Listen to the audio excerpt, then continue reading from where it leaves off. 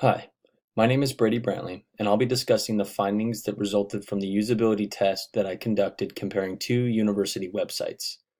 The usability test consisted of 10 different tasks which tested effectiveness, efficiency, how engaging they were, the tolerance of error, and how easy they were to learn. I've chosen to do a walkthrough of task 1 that I completed, which was applying for admission, because I believe the general audience will find this more useful and relate to it more.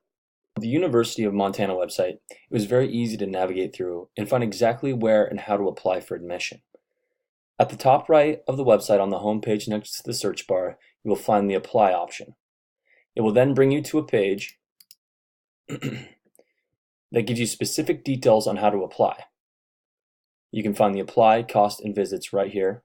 Applying is the main topic, so I chose Apply.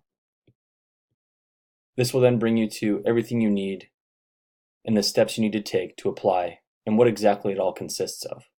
And for the Boise State University webpage, it took a little bit longer to navigate and fully complete the task.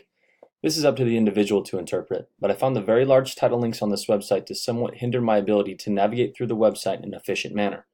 I found myself doing quite a bit more scrolling, but overall this task was completed efficiently. It took a total of 4 steps to complete the task.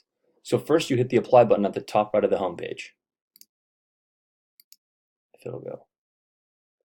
This will bring you to a page that will direct you to learn more about the process.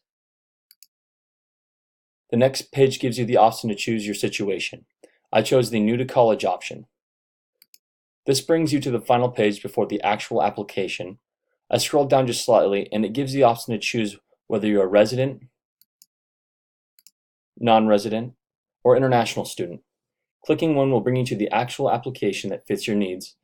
And overall, this task took a little bit longer but was very detailed and specific. Overall, in comparison of both websites, I found the University of Montana website to be more efficient, effective, and user-friendly.